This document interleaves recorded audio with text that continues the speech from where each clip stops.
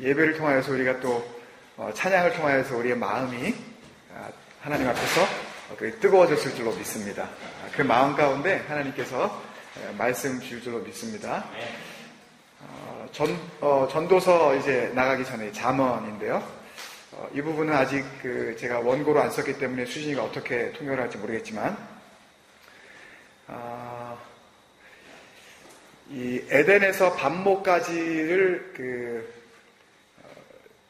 혹시라도 이게 진도 나간다고 생각하시면 이게 큰 문제입니다.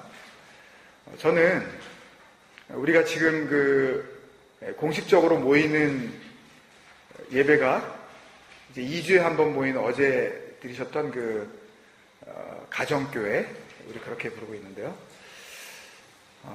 또 이 청년들, 우리 이제 학생들이 모이는 우리 청년교회, 그리고 우리가 다 같이 모이는 이제 공교회, 함께 모인다. 그래서 공교회.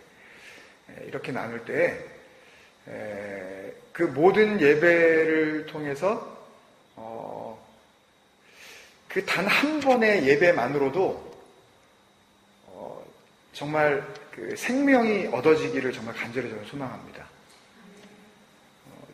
저는 다른 은혜보다 제가 하나님께 받은 지금까지 하여튼 제 생각에는 크게 흔들리지 않고 여기까지 오고 있다라고 생각하는 것은 뭐냐면 저는 언제나 이게 마지막이라고 생각을 합니다. 이번 설교가 끝이다, 나는. 그렇기 때문에 말씀을 준비할 때 제 마음은 제 개인적으로는 말씀 맡은 자로서 나는 지금 유언장을 쓰고 있다라고 그런 마음을 먹습니다. 다른 말로 표현하면 그 말씀 한 번 한 번을요 같이 나누시는 여러분들이 그 말씀을 정말 잘 받아들이시기만 하면 그 수많았던 말씀 혹 그걸 다 잊으셨을지라도 그 한 번 말씀 때문에 우리가 살아나게 될 줄로 저는 믿습니다. 혹시 이게 진리인지 아닌지 자기 스스로도 이렇게 확실하지 않은 그런 상태에 있던 분들이 하나님께서 하나님의 마음 갑자기 성령으로 확 이렇게 역사해 주셔서 말은 제가 하지만 물리적으로는 정말 살아계신 하나님께서 임하시는 그런 역사가 있기를 저는 늘 소망합니다. 제가 표현력이 너무 짧고 부족하기 때문에 늘 그런 마음이 있습니다. 그런 마음에서 오는 또 다른 영적 유익은 뭐냐 하면요. 별로 이렇게 눈에 보이는 현상에 대해서 연연하지 않게 됩니다. 어떤 분은 물으실지도 몰라요. 정말 그런 거 신경 안 쓰시냐고, 목사님.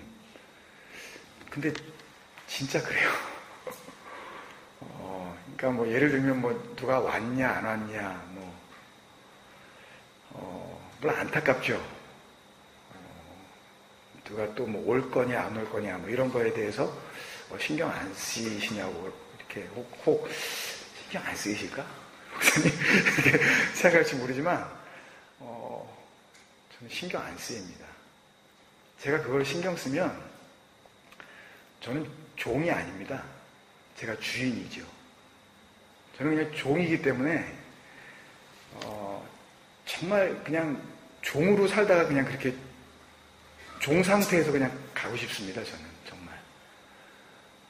그래서 여러분들도 동일한 마음이라고 저는 그냥 믿어요. 그리고 교회는 나오지만 제 생각에는 너무나 세상에 소위 로마 카톨릭은 물론이고 소위 개신교라고 하는 이 기독교 안에 있는 교회들도 은연중에 저부터 시작을 해서 본질에서 상당히 많이 벗어나 있었기 때문에 사실은 진리 앞으로 우리가 나아가려고 할 때에 다른 방해물도 많지만 그 많은 방해물보다 더욱 강력한 방해물은 나 자신입니다. 그래서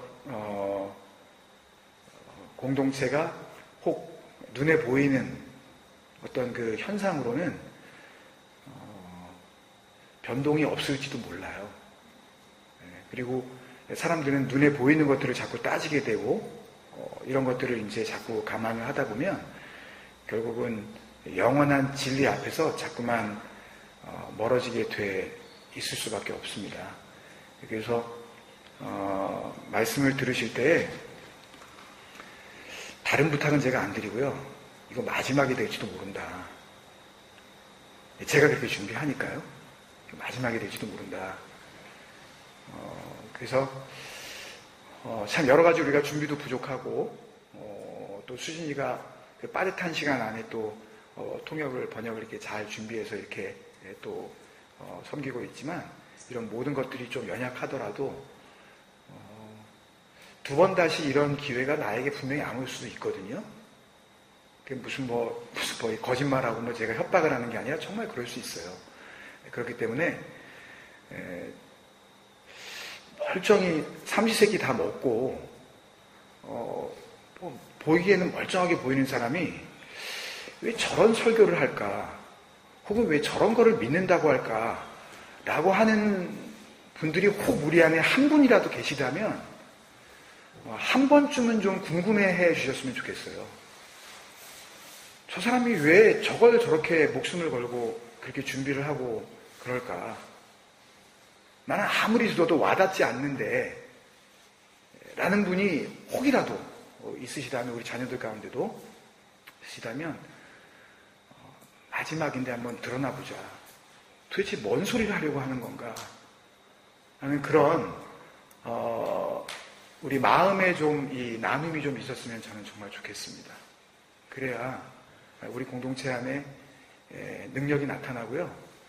정말 삶을 통해서 여러분들이 보이는 현상 때문에 더 이상 힘들어하지 않으실 수가 있거든요. 정말 진리가 뭔지, 그 영원한 것이 무엇인지 이런 것들을 같이 붙잡을 수 있었으면 좋겠습니다. 서론이 너무 길어졌는데 그 결론을 먼저 말씀을 드리고 잠언을 좀 나누려고 합니다. 몇 주 전에 우리가 금요기도회 때 그런 말씀을 이렇게 간단히 설명을 드렸어요. 이 성경에 나오는 하나님의 말씀에 이제 많이 사용되어진 이 히브리 단어가 토라라 그랬잖아요. 근데 이 토라는 명사형인데 이 토라가 이제 그 출발한 그 근원지가 있거든요. 그 말의 그 출발점, 그 동사가 이 토라라는 명사를 만들어낸 동사가 야라였다는 말이죠. 야라. 여기 멜번에 그런 강의 있어가지고 우린 또 어드밴테이지가 있어요. 그걸 기억하는 데 있어서 야라. 그 야라가 뭐였냐 하면 가리킨다고 그랬죠. To point out, to show the way. 길을 보여주는 거예요. 누가? 하나님께서요. 그런데 여러분들이 읽으셔서 알겠지만 잠언의 주제를 여러 가지로 우리가 받은 은혜대로 이렇게 다 말씀을 하실 수 있겠지만 왜냐하면 자기에게 주신 은혜가 각각 다를 수 있으니까요. 그래서 잠언이 우리에게 주고자 하는 그 주제는 우리가 읽어보면 잘 알다시피 하나님을 오늘 말씀에 나와 있죠. 7절에 여호와를 경외하는 것이 지식의 근본이다. 그러니까 뭔가 지혜에 대해서 잠언이 막 이제 이야기를 해주려고 하는데 그 출발점이 뭐냐 하면 여호와를 경외하는 것이다. 그랬잖아요. 이 경외한다라고 하는 것은 우리가 보통 경외 그러면 일단 생각나는 어떤 그 단어가 뭐죠? 좀 무서워하는 거, 두려워하는 거, 어우 하나님 뭐 이러는 거. 이건 지금 통역 없어도 다 알아들으시죠? 예? Do you understand? 네, 알아들으시죠? 이제 계속 좀 기기가 좀 문제가 있는 것 같은데. 근데 이 원어적인 의미는요, 원래 단어 경외하다가 야레이거든요. 야레이. 이제 비슷하죠? 하나님의 말씀이라는 그 원래 근원이 되었던 야라하고 좀 비슷하잖아요. 야레인데요. 야레는 물론 이렇게 막 fear, 뭐 frightening, afraid, 뭐 이런 무서워하는 게 맞아요. 그 단어가. 근데 그 원래 뜻은요. look at something이에요. see something. 뭔가를 보는 거예요. 그래서 귀한 영적인 진리를 우리가 발견할 수 있는데요. 하나님의 말씀은 토라는 뭔가를 가리키는 것이고 그 하나님을 경외하는 것은 뭔가를 보는 거예요. 그렇다면 하나님을 경외한다는 것은 뭘 보는 걸까요? 하나님이 가리키고 있는 것을 보는 거겠죠. 그렇죠? 하나님을 경외한다는 것이 여러분들이 막연하게 생각하실지 모르는데 경외한다는 게 뭐야? 무서워하면 되는 거야? 하나님 말 안 들으면 확 하나님이 벌 주실까봐 겁내야 된다는 거야? 참 큰 문제입니다. 신앙생활을 오래 한 사람들도요, 그런 걱정 때문에 교회에다가 헌금을 갖다가 바칩니다. 왜냐하면 재수 없을까봐. 액땜이라는 의미로, 그냥 이거 먹고 떨어지라 그래. 그리고, 액땜하자. 라는 그런 마음으로 갖다가 돈을 집어넣는 경우가 사실 이제 과장된 표현을 했을지 모르지만 그런 마음이 우리 안에 있을 수 있다고요. 교회 다니는 사람들 마음 가운데. 이거 안 내면 요거 안 낸 것보다 더 큰 손해를 나에게 끼칠까봐 애따 모르겠다 갖다 좀 아깝지만 내버리자. 왜? 요걸 내므로서 다가올 더 큰 손해를 막을 수 있다고 생각을 하기 때문에 이게 다 우리 안에 들어와 있는 샤머니즘. 내가 예배 안 드리면 다음 주에 뭔 일이 일어날까봐 나가기 싫지만 나가주자. 이런 마음들요. 아무 상관이 없는 거예요, 이건요. 하나님하고요. 진짜 하나님을 경외한다는 것, 하나님을 믿는다는 것, 하나님은 우리 섬김을 받으려고 하시지도 않지만 하나님을 섬긴다는 것은 한마디로 말하면 하나님이 가리키는 곳을 우리도 본다. 오늘 말씀의 결론입니다. 그냥 이대로 끝내버릴까요, 그냥? 한 개도 안 했는데 영어 통역도 하나도 안 나왔고 수진이 막 열심히 준비했는데 그러면 그 끝에 뭐가 있을까요, 여러분? 하나님이 뭘 가리키고 있을까요? 여러분 뭘 가리키고 있다고 생각하세요? 우리가 가고 있는 이 성경이라는 큰 이 생명의 숲, 그 안에 나 있는 그 길을 가면 그 길 끝에 물론 그 길에 동행하시는 분이기도 하지만 그 길 끝에 뭐가 있을까요? 하나님도 계시지만 하나님이신 예수 그리스도가 계시겠죠. 예. 그 예수 그리스도는 다른 말로 표현하면 뭔지 아세요, 여러분? 우리가 아직 죄인 되었을 때 우리를 위하여 그 하나님의 아들이 죽으심으로 하나님께서 우리에게 대한 자기의 사랑. His love. 그러니까 거기 그 끝에 보이는 아득하게 보일지 몰라도 그것은 분명히 뭐냐 하면 그분의 사랑인 줄로 믿습니다. 그걸 보고 가는 거예요. 하나님을 경외하는 거는 사랑 보는 거예요. 하나님 사랑 보는 거예요. 그 사랑 때문에 오늘 너무 뼈저리게 아픈 그런 가슴 아픈 일들이 있어도요.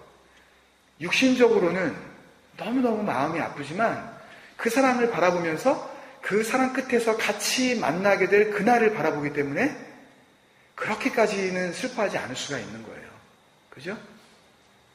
김병희 집사님 미국에 갔다 오셨지만 그 아버님 그 끝에 가 계신다고 분명히 믿고 돌아왔기에 이 집사님도 그 끝에 계신 그분 사랑 안에 있는 그 아버지를 또 생각하면서 더 이상 슬퍼하지 않으시죠? 예. 그립기는 하지만 더 이상 가슴 아프지는 않아요. 그게 진리예요, 여러분. 그 진리 안에 우리가 거해야 되거든요. 정말 자유롭게 되어져요. 막 교회를 뭘 어떻게 해보려고 해서 막 이렇게 나오려는 그런 발버둥이 없어도 됩니다. 이제 본론으로 좀 들어가고 싶습니다, 여러분. 지난주 욥기에 이어서 구약 성경의 이제 두 번째 지혜에서 자문의 말씀을 나누는데요. 이 잠언 그러면은 선입견이 좀 있습니다. 통역 나옵니까? 예를 들면 이런 겁니다. 잠언은 명언 모음집이다. 좋은 말들이 많다. 잠언은 솔로몬이 지은 지혜 책이기 때문에 몇 장까지 있어요? 31장까지 있어서 한 달에 요거 딱 하루에 한 장씩 읽으면 아주 딱 떨어지게 잘 해놨다 이거. 하나님이 그렇게 읽으라고 잠언을 31장으로 만들어 놓으셨다. 그래서 2월달 같은 경우에 28일이면 나머지 그 서너 장을 그날 같이 읽으면 되는 거고 30일이 됐을 때에는 까짓 거 하나 31장 한 번 더 읽으면 되는 거고 그래서 매번 이렇게 읽으면 1년에 나는 잠언을 몇 번 읽어요? 12번씩 읽고 그렇게 하다 보면 나에게 어떤 지혜가 솔로몬에게 주셨던 그 놀라운 지혜가 너에게도 임해. 그러니 잠언 좀 읽어 이 녀석아. 그런 사람 제가 봤다니까요. 우리 교회에는 있는지 없는지 모르겠지만 선입견이 있어요. 잠언에 기록된 그 951절이나 되는 말씀들은 그래서 신앙생활뿐만 아니라 우리가 일상적으로 생활할 때 내가 생활하고 우리 아이들이 이렇게 지혜롭게 잘 자라나는 데 있어서 이래저래 은혜도 되고 참 좋은 것들이라는 생각을 갖고 있습니다. 근데요, 다른 성경의 책들도 마찬가지지만 이 잠언에 기록된 수많은 말씀들도 그 많은 말씀들 가운데서 몇 구절만 따로 떼어서 이해한다든지 잠언에 있는 말씀이라면 잠언에 있는 말씀이니까 무조건 삶의 모든 상황에 다 적용할 수 있다고 하는 그런 생각은 지난주 우리가 욥기를 통해서 하나님께서 니네 그런 거 아니야 라고 이렇게 경계하셨던 그 욥의 세 친구 그 세 친구뿐만이 아니라 욥까지 포함해서 그 모든 그 인간들이 말을 했었던 그런 사고방식 그것이었다는 것을 우리는 잊으면 안 됩니다.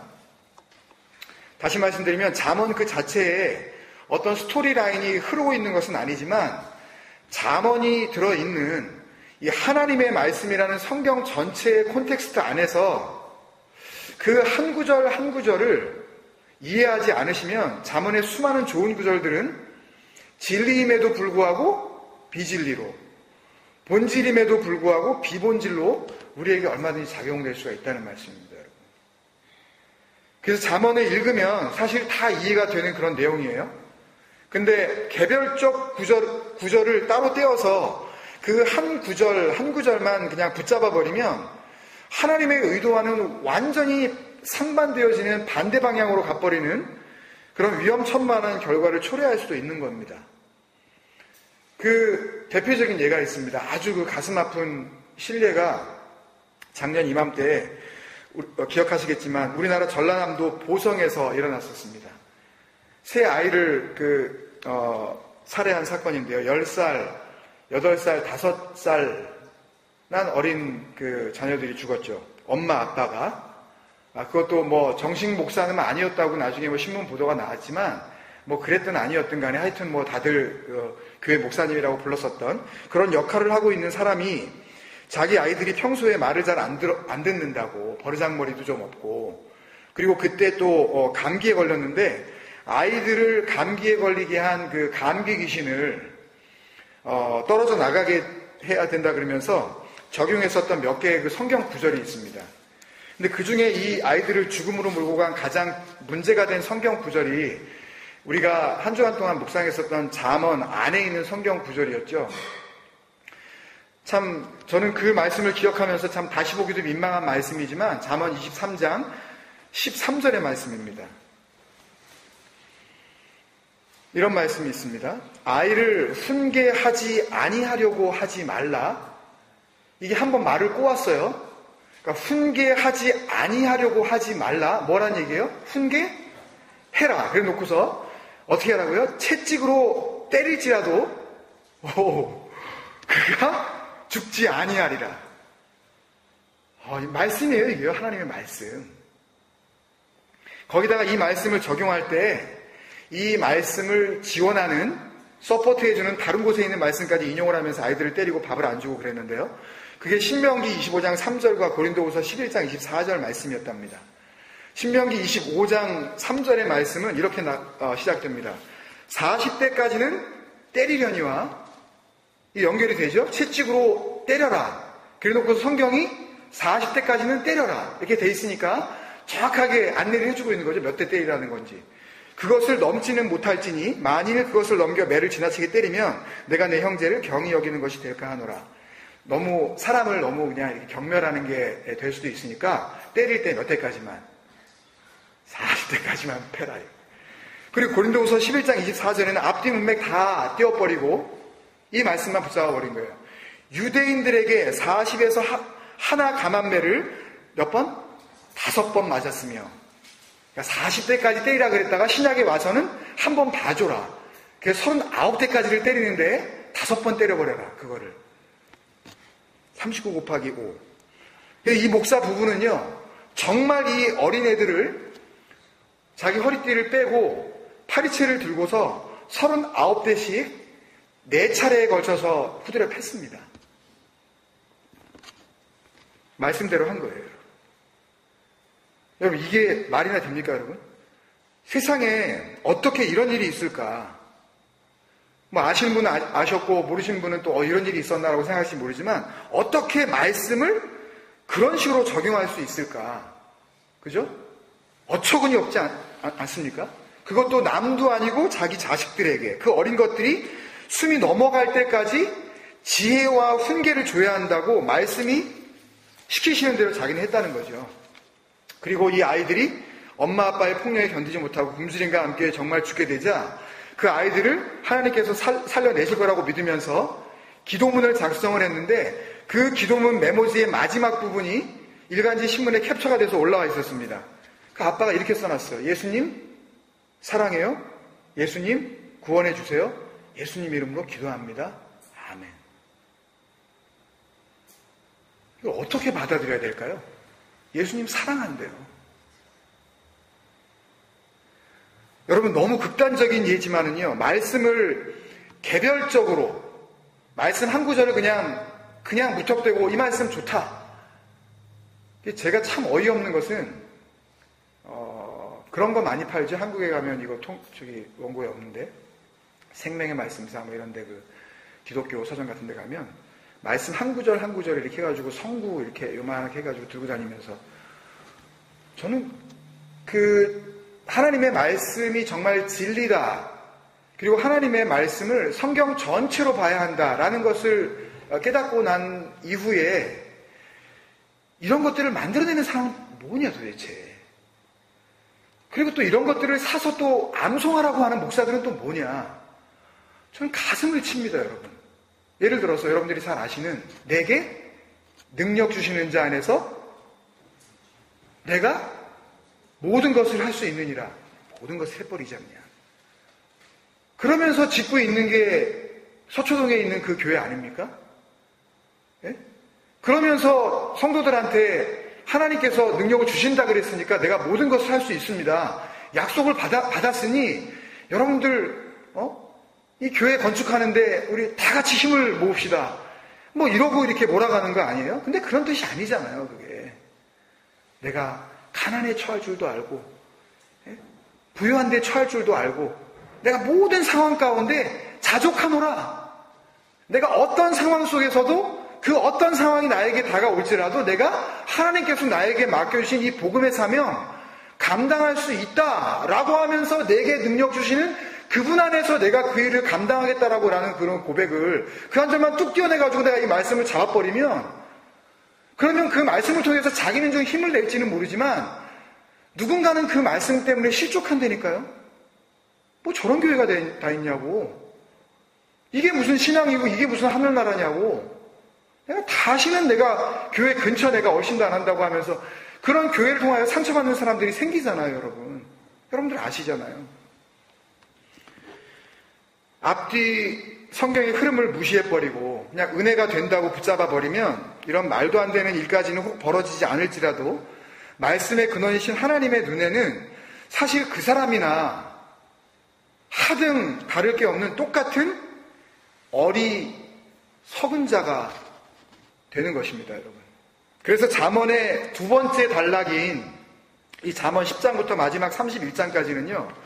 그렇게 앞뒤가 전혀 연결이 안 되는 소위 그 개별 잠언들, 아주 그 인디비저한 이 잠언들이 계속해서 막 연달아져 나오고 있는데요.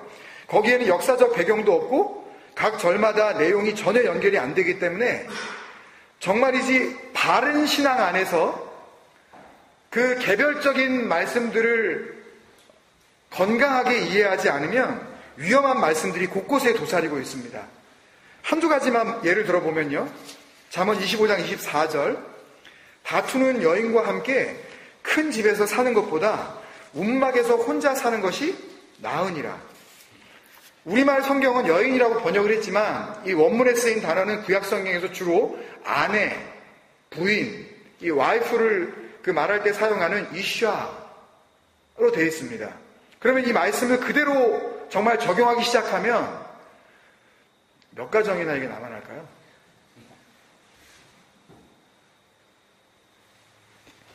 참 오해될 만한 말씀이 더 많이 있지만 하나만 더 예를 들면 23장 20절입니다. 술을 즐겨하는 자들과, 이건 그럴만하다고 쳐요. 이건 그럴만하다고 쳐요. 술을 즐겨하는 자들과, 그럴 수 있다. 술을 즐겨하는 자들과. 이거 문제 있다. 그 다음에 고기를 탐하는 자들과도 더불어 사귀지 말라.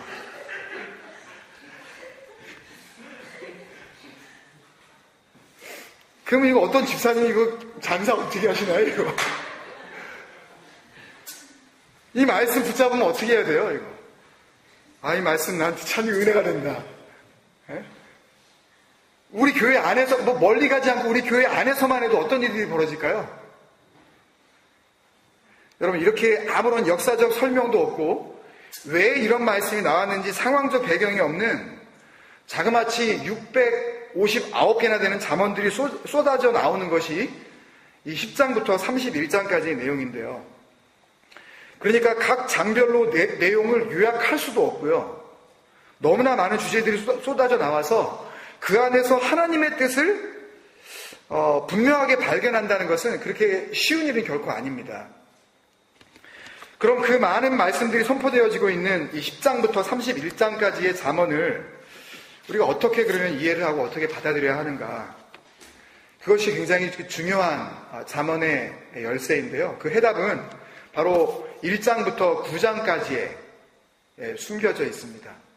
전체 잠언의 저자는 솔로몬 혼자 한 것이 아니라 아굴이라든지 알 수 없는 왕 르무엘의 어머니라든지 여러 사람이 나오지만 1장부터 9장까지는 주로 지혜의 왕이라고 우리가 알고 있는 솔로몬이 자신의 아들들에게 가르치는 내용입니다.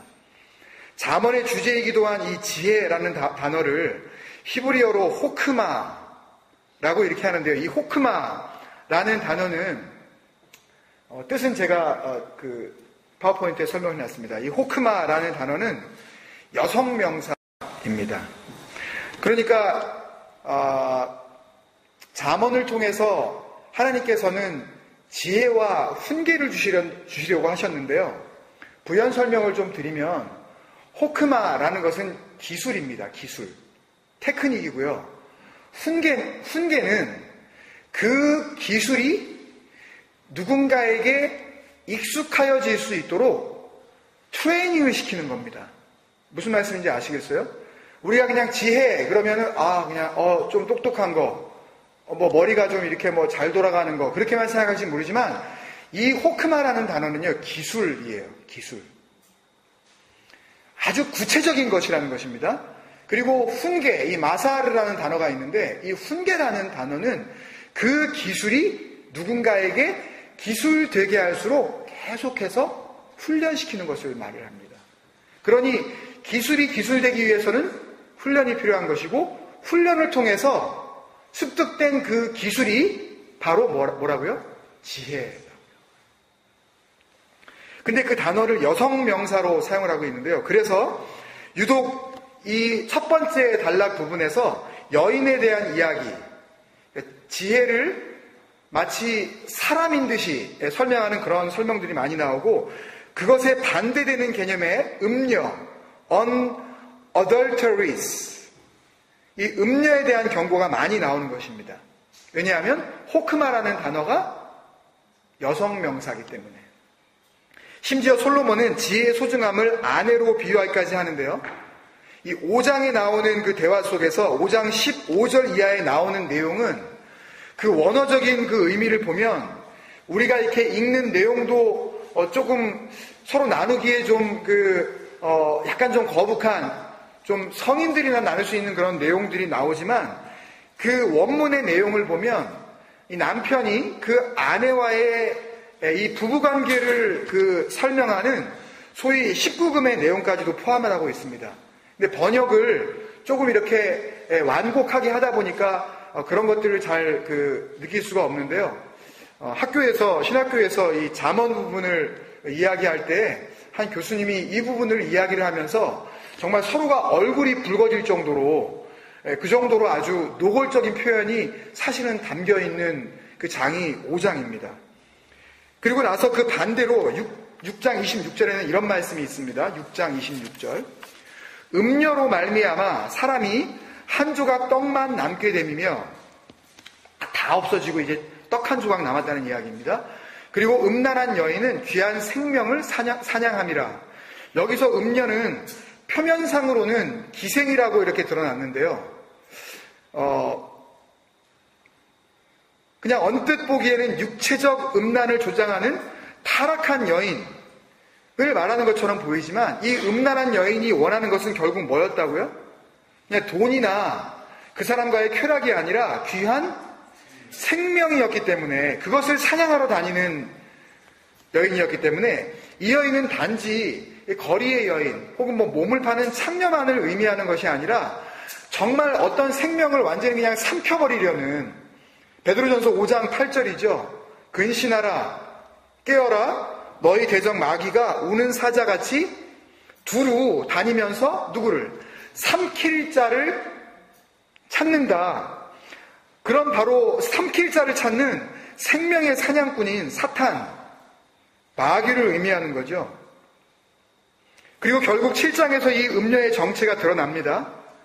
지혜가 아내라면, 지혜가 그런 건강한 관계 속에서 누려야 할 아내라면 음녀는 이웃집 아내로 등장을 하네요. 7장 12절에 보면 이 음녀는 거리에서 광장 모퉁이에 서서 사람을 기다립니다. 근데 이 장소는요, 원래 아내인 지혜도 다니는 곳이었어요. 그러니까 지혜가 있는 곳에 누구도 와요? 음녀도 언제나 와 있는 겁니다, 여러분. 그리고 심지어 그 7장 14절에 보면 예배까지 드리고 왔다 그래요. 자기가 하나님 앞에 화목제를 드리고 이 fellow offerings도 드렸고 하나님과 화목하게 되었다는 거예요. 자기가 예배 드리는 자라고 고백을 하고 있고, 심지어는 자기가 하나님 앞에 약속한 거 서원까지도 다 갚고 왔다고 이야기를 하고 있어요. 정말 신실한 모습을 보여주는 거죠.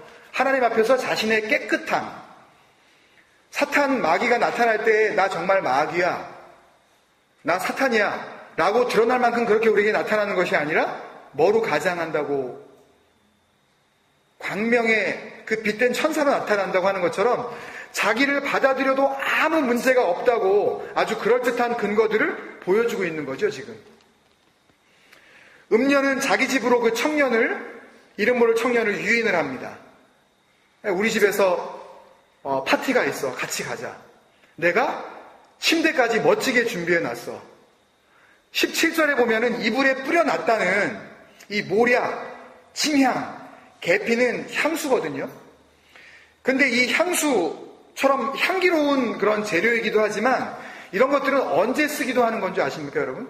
사람이 죽었을 때 그 죽은 사람을 이렇게 그 냄새에서 어떻게 해서든지 좀 그것을 막아보기 위해서 뿌리는 그런 재료이기도 한 그 물질들이란 말이죠. 썩은 냄새를 가리는 이중적 의미입니다. 그러니까 그 향에 취하면 내 생명은 끝이야. 그 향기에 정신을 잃고 나면 너는 이제 끝이야 라고 지금 말하고 있는 거죠, 사실은 성경은.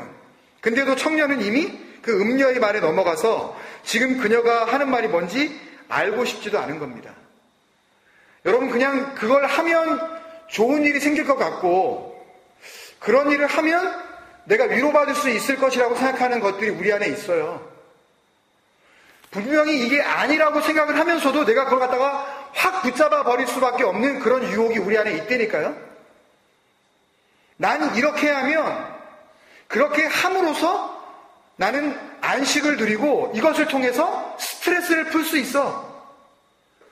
나는 지금 너무너무 긴장해 있고 너무너무 내가 힘들기 때문에 뭐 이런 것도 좀 하고 뭐 이런 것도 좀 누리면서 그러면서 이 어려움을 내가 지혜롭게 넘어가야지 라고 하는 음료들이 우리 안에 있다니까요. 이게 남 얘기가 아니에요. 뭐 음료 그러니까 나는 한 번도 그런 여자 만나본 적이 없어.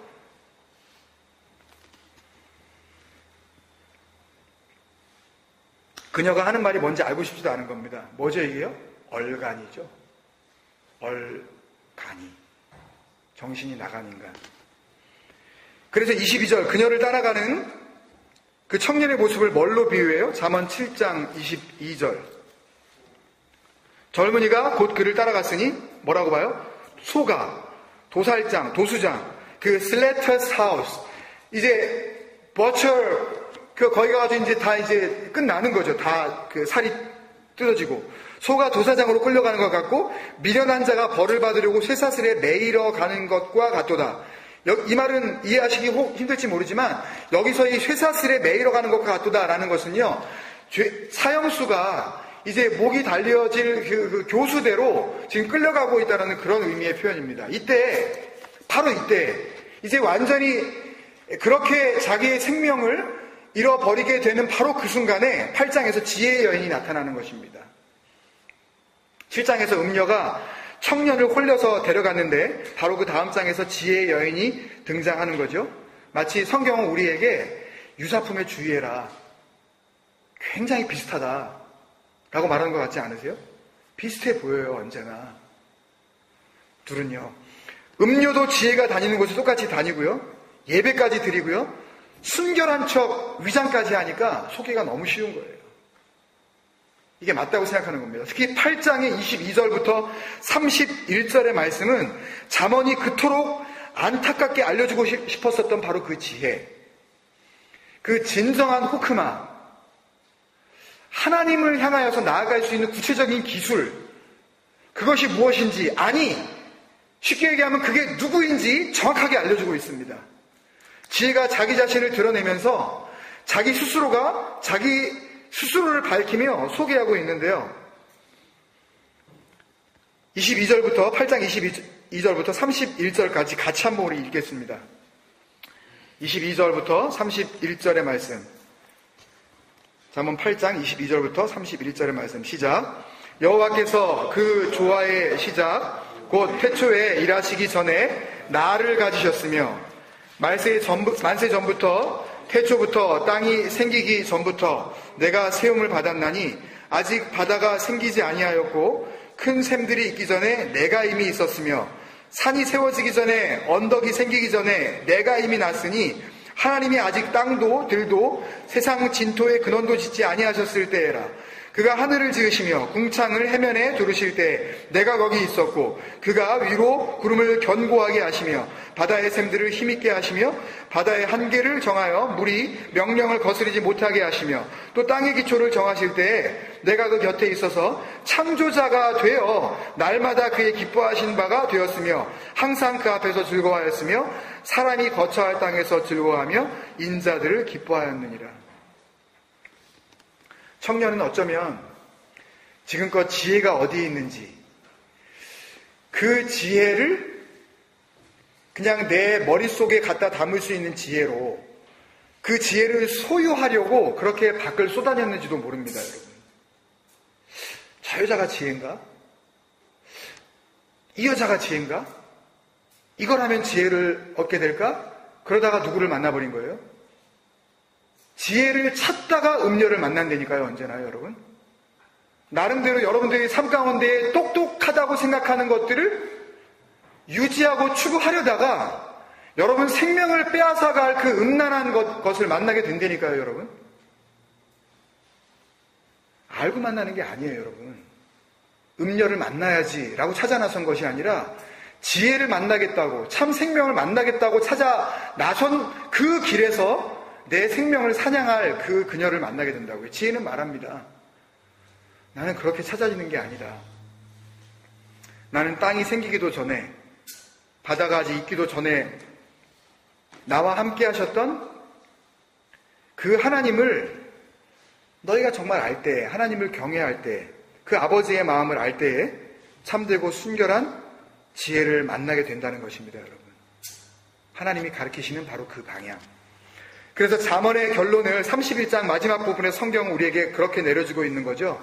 31장 30절 같이 읽을까요? 31장 30절. 거기에 한눈 팔지 말라는 겁니다. 거기에 마음 뺏기지 말라는 거예요. 그런데 연연하지 말라는 겁니다. 같이 읽습니다. 시작. 고운 것도 거짓되고 아름다운 것도 헛되나 오직 여호와를 경외하는 여자는 칭찬을 받을 것이라. 여러분, 잠언을 읽는 이유가, 잠언을 읽은 이유가 지혜를 찾기 위함이었다면 그 방법은 절대적으로 잘못된 것입니다. 나는 그분 앞에서 누구인지 알지도 못한 채 그 지혜만을 얻고자 할 때 그 지혜는 현숙한 여인이 아닌 음란한 여인이 되어 내 앞에 서게 될 것입니다. 아니, 내 앞에 서게 되는 정도가 아니라 내 안에 들어와서 내 마음의 주인이 되어버릴 것입니다. 하나님을 정말 경외할 때에만, 하나님께서 가르치시는 그 방향으로 눈을 고정할 때에만 그렇게 얻어지는 생명의 지혜를 우리 안에 지키고 품고 살아갈 수 있는 모든 주생의 가족 되시기를 주님의 이름으로 축원드립니다. 이게 어떻게 가능합니까? 이게 어떻게 가능해요? 아까 나누었었던 베드로 전서 5장 8절 말씀에 이어지는 5장 9절의 말씀은 이렇게 우리에게 이야기하고 있죠. 너희 대적 마귀가 두루 다니면서 오는 사자처럼 삼킬 자를 찾고 있다. 그렇지만 이것을 뛰어넘을 수 있는 능력이 있으니 그게 바로 이것이다 라고 주신 말씀이 뭐예요? 너희는 믿음을 굳건하게 하며 그를 대적하라. 말은 쉽죠, 여러분. 어떻게 믿음에 굳게 섭니까? 어떻게 믿음에 굳게 서요, 여러분? 믿음에 굳게 선다는 말을 잠언해 주신 이 은혜를 다시 생각할 때에 그게 뭐겠습니까, 여러분? 믿음에 굳게 선다는 것은? 이 추상적으로 보일 수 있는 이 말씀을 다시 잠언을 시작한 그 결론의 말씀으로 돌아가면 결국은 믿음에 굳게 서라는 이야기는 하나님께서 가르쳐주고 계신 그 방향을 향하여서 눈을 고정하고 그리고 그 길을 함께 가라는 말씀 아니겠습니까, 여러분? 함께 이 공동체를 통하여서 하나님께서 그토록 우리를 통하여서 이루시고자 하셨던 진정한 호크마, 진정한 지혜의 삶이 믿음 위에 굳게 섬으로 나타나시기를 다시 한번 주님의 이름으로 축원드립니다.